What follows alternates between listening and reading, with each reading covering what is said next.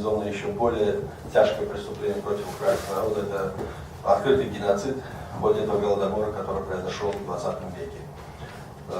Депортация, перемещение целых огромных масс населения — это была система не только Советской России, это была система царской России.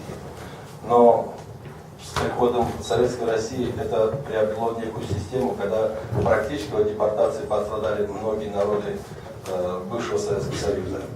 А крымстарский народ, который был депортирован из Крыма в 1944 году, в мае, 18 мая, он потерял 46% своего населения и также находился в спецкомендантском режиме до 1956 года. И самое главное, что после того, как вроде бы, это был лицемерный такой акт со стороны советской власти, когда они как бы реабилитировали часть депортированных народов и вернули их в места, где они проживали, и вроде бы как восстановив некую форму их государственности, у них и сегодня огромная масса проблем. Но крымстарский народ был обречен, кроме этого, до 1991 года, после 1956 года, на ассимиляцию. Практически над нашим народом проводили ряд таких экспериментов, которые должны были дать результат каким-то, преступным идеям и идеологам по созданию некой общественности. Вначале социалистической, затем, после падения СССР, новой какой-то формации, что мы наблюдаем в Российской Федерации.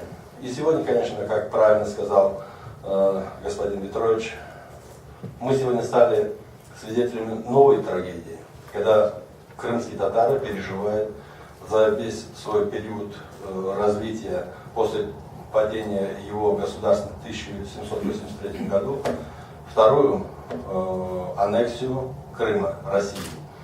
Россия позволила себе в ходе последних 2 месяцев в одностороннем порядке присоединить Крым в состав России. И сегодня крымские татары как никогда находятся в опасном состоянии. Буквально образом где-то дней 10-15 назад у нас в массовом порядке, например, в Старом Крыму, более 150 человек пригласили из числа мусульман и взяли у них отпечатки пальцев, фотографировали, объяснения и разъяснения, почему вы посещаете джами, мечеть. И почему вы вдруг с каких пор начали верить в соответствии с определенными постулатами вашей веры исламской, мусульманской. Поэтому сегодня, буквально в эти дни, вчера был обыск в доме нашего лидера Мустафы Джемилова без его присутствия. Сегодня ночью было массовые обыски среди крымских татар с одним обвинением, причастности или подозрения к терроризму. К сожалению, я когда ехал сюда, буквально в 5 часов утра, был проведен обыск в моем доме. Я хочу одно сказать. Нас ждут и украинский народ, и крымстарский народ испытаний. Другой вопрос, как мы эти испытания пройдем.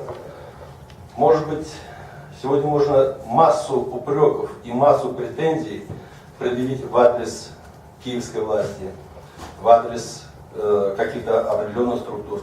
Но могу однозначно сказать, что после падения Советской империи Украина явилась единственным островком на территории постсоветского пространства, в котором, кто бы как бы ни критиковал, но все-таки были, и ощущаемые, и видны структуры демократического сообщества, как бы кто бы ни критиковал.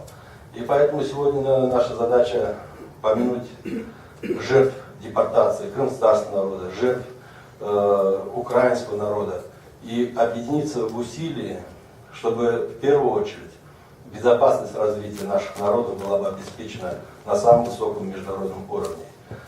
Я только что говорил о том, что сегодня эти события, которые связаны с аннексией Крыма, несут ответственность не только Россия, но и все гаранты Будапештского меморандума. И мы должны приложить максимум усилий к тому, чтобы все вернулось в изначальное положение.